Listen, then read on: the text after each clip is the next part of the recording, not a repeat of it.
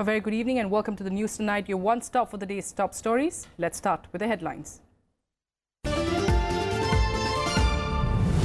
Fight against terror, not against any religion but a distorted mindset, says Prime Minister Narendra Modi, asks Muslim youth to associate themselves with humanitarian aspects of Islam and learn to use modern technology.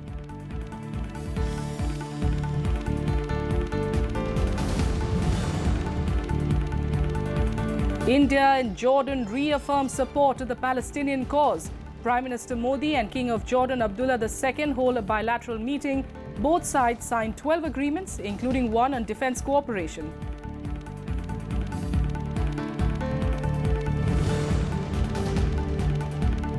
Union Cabinet clears a bill to confiscate assets of economic offenders who flee the country.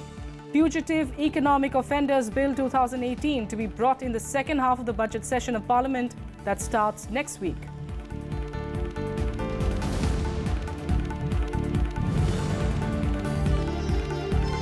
Delhi court sends Karthi Chidambaram to 5-day CBI custody. Investigative agency alleges that when he went overseas, Karthi closed the bank accounts in which illegal funds were received.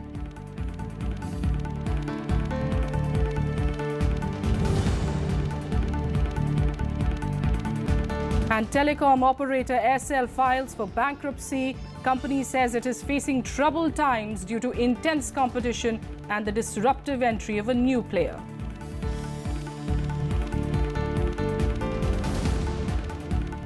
Our top story, Prime Minister Narendra Modi called upon Muslim youth to learn modern technology along with the values of their religion. He said that India has always been the cradle of all religions and diversity has been its social ethos. Pitching for a modern Islam, moderate Islam, in fact, Jordan King Abdullah II said that all religions have lived together in the past. This, he said, should continue for peace and prosperity in the world. Addressing Muslim scholars in Delhi, the Prime Minister called upon Muslim youth to keep the Quran in one hand and the computer in the other. पूरी खुशहाली, समग्र विकास तभी संभव है जब आप यह देखें कि मुस्लिम युवाओं के एक हाथ में कुरान शरीफ है तो दूसरे हाथ में कंप्यूटर है. Visiting Jordanian King Abdullah, who also spoke at the event, said that there is a need to reclaim the airwaves and internet from the voices of hate. He said radicalization is against Islam that teaches tolerance for other faiths. The truth is that today's global war against terror is not a fight between different religions or peoples. It is between moderates of all faiths and communities against extremists whose faith is hate and violence.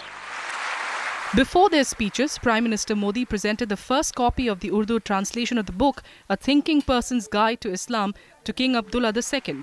Written by Prince Ghazi bin Muhammad of Jordan, the book has been translated by Maulana Mahmood Madani, the General Secretary of Jamaat Ulema-e-Hind, who also spoke on the occasion. Akhilesh Suman's report for Rajya Sabha TV. Also moving ahead with its outreach to the Middle East, India on Thursday said that it will deepen ties with Jordan, another important country of the region. Prime Minister Modi and the visiting Jordanian king approved a joint strategy on regional international issues of concern. Both leaders decided to share strategies of de-radicalization to defeat forces of fundamentalism and terrorism. Akhilesh Suman reports.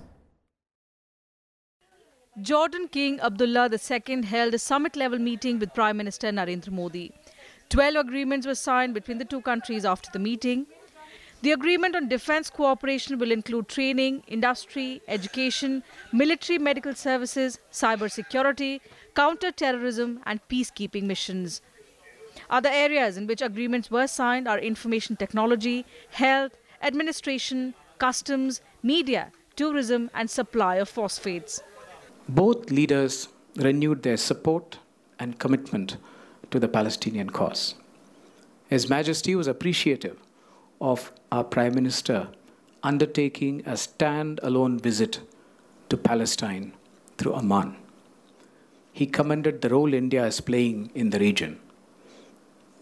Both leaders welcome the signing of the MOU on defense cooperation. There is keenness on both sides to take this cooperation further.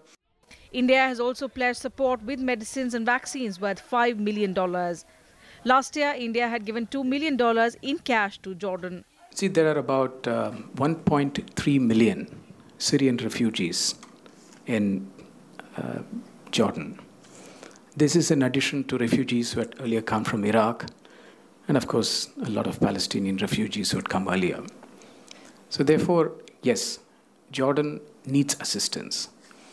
And what we plan to do this year, and particularly during this visit, that we will be giving them assistance worth $5 million in the form of vaccines and medicines. Both leaders also talked about cooperation in African regions and Palestine. They also expressed readiness to initiate cooperation in mining and renewable energy, especially on cooperation in solar energy. The Jordanian king also met Vice President M. Venkaiah Naidu and spoke on issues of mutual bilateral interests. While this is the king's second visit to India after 2006, both countries began serious talks on issues like security since 2016. Jordanian king is direct descendant of Prophet Muhammad, and in this way his visit to India is quite good messaging to the world.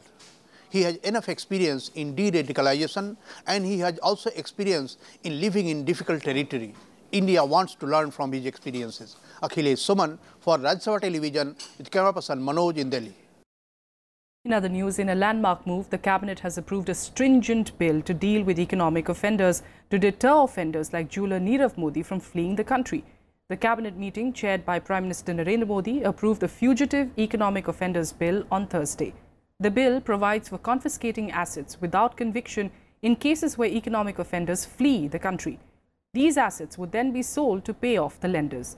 The provisions of the bill will be applicable on economic offenders who refuse to return, persons against whom an arrest warrant has been issued, as well as willful bank loan defaulters with outstanding over 100 crore rupees. The bill is likely to be brought before Parliament in the second half of the budget session beginning the 5th of March. किसी competent court का arrest warrant उसके खिलाफ है उस offence के तहत, और उसको उससे बचने के लिए, उसको अवॉइड करने के लिए वो देश से बाहर चला जाता है, तो court can declare him as a fugitive offender. Fugitive offender declare होने के कई कॉन्सिक्वेंसेस होंगे. There will be several consequences. It will lead to confiscation of all his assets in India. It's not merely proceeds of crime or profits of crime, but it will be applicable to all his assets. और इन assets में अगर उसके कोई बेनामी assets भी होंगे तो वो भी इसके अंदर तहत शामिल किए जाएंगे. The cabinet also approved setting up the National Financial Reporting Authority, which will be an independent regulator for the auditing profession. The decision to set up an NFRA comes in the backdrop of various auditing lapses in the banking sector, including the 12,700 crore rupee fraud at Punjab National Bank. The jurisdiction will extend to all listed companies as well as large unlisted public companies. The regulator would have a chairperson and 3 full-time members. Besides, there would be a secretary as well. Meanwhile, the CBI continued its searches in the PNB fraud case. The agency claimed that it recovered documents related to the letters of undertaking. Investigating officials said that the documents were hidden in a small room of a chawl in Wadala, a suburb in central Mumbai. The premises is believed to be that of Nirav Modi.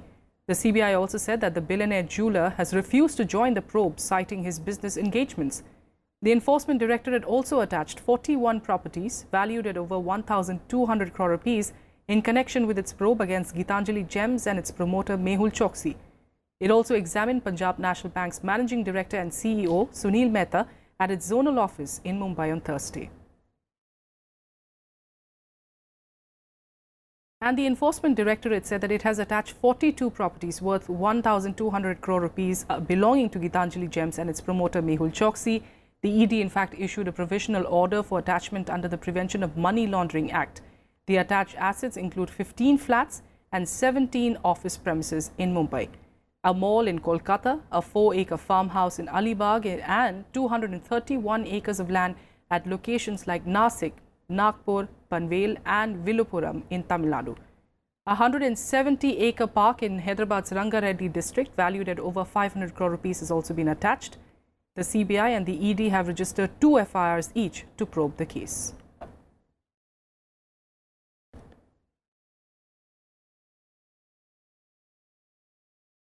In another investigation, a Delhi court on Thursday sent Karthi Chidambaram, son of former Finance Minister P. Chidambaram, to a 5-day CBI custody in the INX media bribery case. The Central Bureau of Investigation had sought a 14-day custody. Karthi Chidambaram was produced before the court at the end of the 1-day CBI custody. The court allowed Karthi's lawyer to meet him for 1 hour in the morning and 1 hour in the evening. CBI told the court that there was clear evidence of links between Karthi and various companies.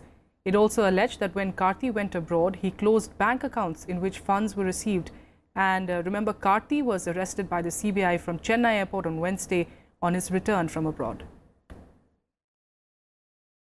Meanwhile, mobile carrier SEL Limited, under a high debt pile worth 15,500 crore rupees and mounting losses, has filed for bankruptcy.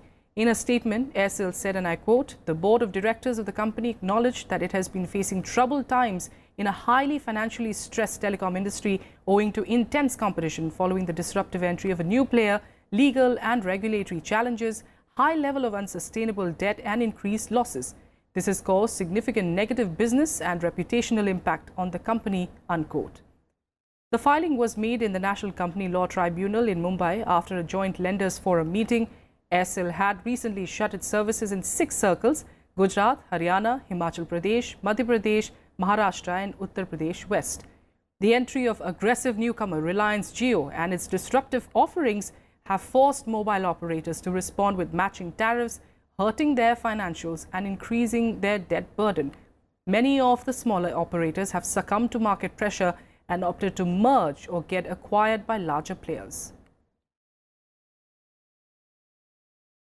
On to another one of our big stories. The big step towards electoral reforms have begun today. The sale of the first batch of electoral bonds to help people make donations to political parties will continue till the 10th of March.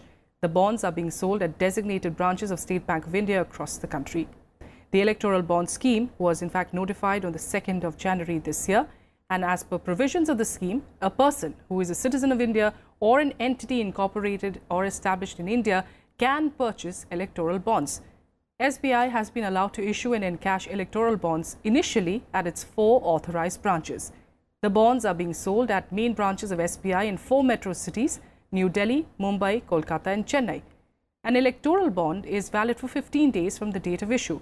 No payment would be made to any payee political party if the bond is deposited after expiry of the validity period. The bond deposited by any eligible political party into its account would be credited on the same day. The aim behind the scheme is to bring transparency in political funding. In January this year, Finance Minister Arun Jaitley had come out with contours or details of these electoral bonds that put a cap on the amount of money that will be used by donors for political funding. The bearer instrument will not carry the name of the payee and can be bought for any value in multiples of 1,000, 10,000, 1 lakh, 10 lakh or 1 crore rupees. And benchmark indices Sensex and Nifty closed lower for the straight session on Thursday following losses in global equity markets, offsetting better than expected local economic data. The 30-share benchmark Sensex, after scaling a high in early deals, slipped into the negative zone to touch 34,046, down 137 points. Nifty too lost 34.50 points to end at 10,458. According to data released on Wednesday, the Indian economy recorded a 5-quarter high growth of 7.2% in the October-December quarter on good showing by key sectors like agriculture, construction and manufacturing.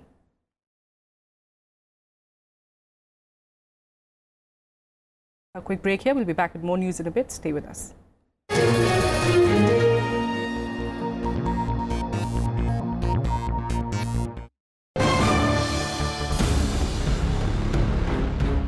President Ashraf Ghani offers peace talks with Taliban. Has Afghanistan run out of options? Is amnesty for war crimes the only solution? Mainstreaming Afghan Taliban on the big picture at 9:30 p.m.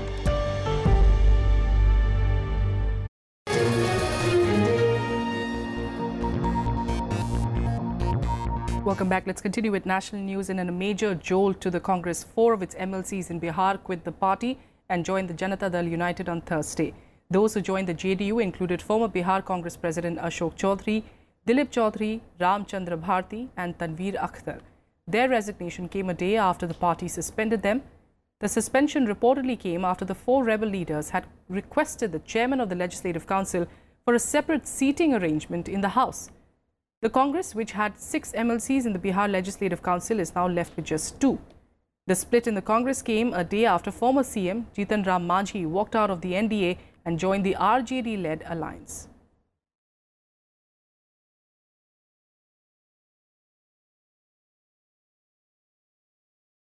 Minister of State for Defence Subhash Bhamre expressed concern over activities at the LAC on the India-China border.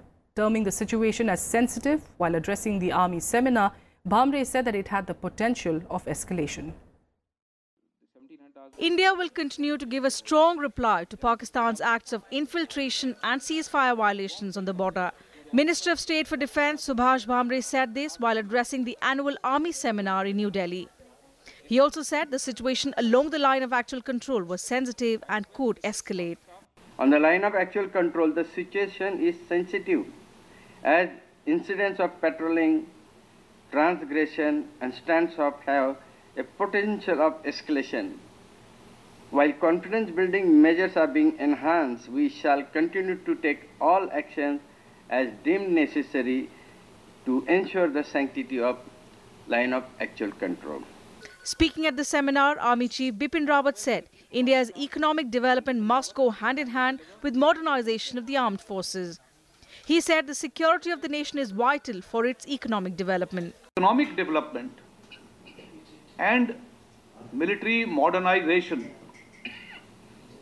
and the existence of the armed forces have to go concurrently hand in hand. They cannot be divested from each other. Economic rise will take place if the country is secure. The theme of the annual Army seminar for 2017-18 was contribution of the Army towards nation building. Strategic experts, former Army officers and DRDO officials discussed the role of the Army in nation building during the one-day seminar. With inputs from Mohammad Fateh Tipu, Bureau Report, Rajya Sabha TV. In the wake of the massive PNB fraud case that has rocked the banking industry, Finance Minister Arun Jaitley has stressed on the need for civil accounts officials to maintain highest levels of integrity and efficiency and to keep the system corruption-free. Here's a report. Civil accounts officers and staff need to maintain highest levels of integrity and efficiency as great sanctity is attached to the accounting system. Finance Minister Arun Jaitley said this while addressing the 42nd Civil Accounts Day function in New Delhi on Thursday. He said that civil accounts officials have a great responsibility to keep the system unbiased and free of corruption. The Finance Minister also said that there is no scope for error in the accounting system. One factor which makes this service stand out, and those involved in this, that in various departments of the government we can live with a reasonably high level of efficiency. We can make them as much error-free as possible. But this is one service where people have to be trained for 100% efficiency and correctness level. This is one service. Jaitley also stressed on the need for better technology in the banking system and noted that effective use of technology is helping the accounting system by making tasks easier. Following the massive PNB fraud case, the Indian industry has called for better and high-tech control systems to check financial frauds. And therefore, I think it's extremely important that the kind of culture in this service which has to develop has to fully appreciate the sanctity of what they are doing. And it is because of that sanctity of the work being appreciated and the highest levels of efficiency and accuracy being expected,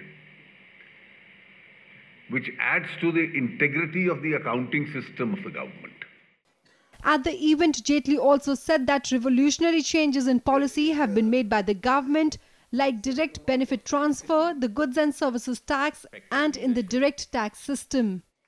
He also inaugurated the online GPF module at the event. The facility will benefit over 30 lakh employees of the central government. Jaitley also inaugurated ePPO module for complete end-to-end electronic processing of pension cases. Aruna Thakur's report for Rajya Sabha TV. And here's a look at some more national news updates in Nationwide. The Enforcement Directorate has registered a case against Simphauli Sugar's chairman Gurmeet Singh Mann and others in connection with a 97.85 crore rupee loan default case. According to the ED, the case was registered against Mann, his CEO GSC Rao and other company officials. Some bank officials of the Oriental Bank of Commerce were also booked for money laundering. On Wednesday, the ED officials had carried out searches in UP's Hapur and Ghaziabad and recovered some incriminating documents. 9 Naxals were arrested during a search operation by security forces in Chhattisgarh's Sukma district. The operation was conducted jointly by personnel from the District Reserve Guard, District Force, CRPF and Cobra Battalion. A senior police officer said that the arrested Naxals belong to the lower rung of the outlawed Communist Party of India.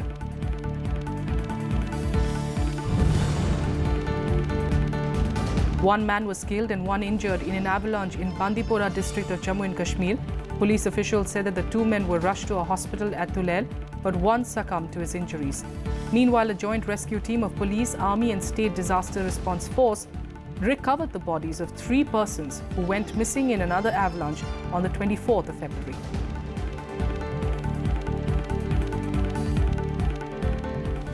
International news, and the US administration has described India as an incredibly valuable and close counterterrorism partner and said that the future is very bright for bilateral cooperation. US counterterrorism coordinator Nathan Sales credited the meetings between Prime Minister Narendra Modi and US President Trump as the reason behind a powerful partnership between the two nations. Sales also added that the Trump administration has announced a number of designations related to terrorist threats that India faces. He said that South Asia is one of the areas of the world where ISIS has an increasingly robust presence. In 2016, the US entered into an arrangement with India to share information about known and suspected terrorists.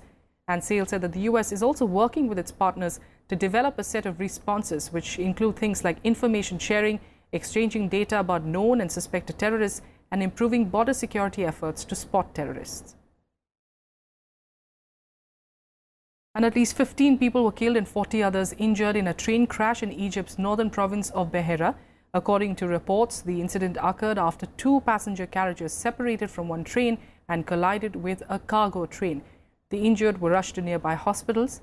Egypt's Prime Minister Sharif Ismail ordered the Transport Minister to visit the scene and take action. Egypt's railway system has had a poor safety record.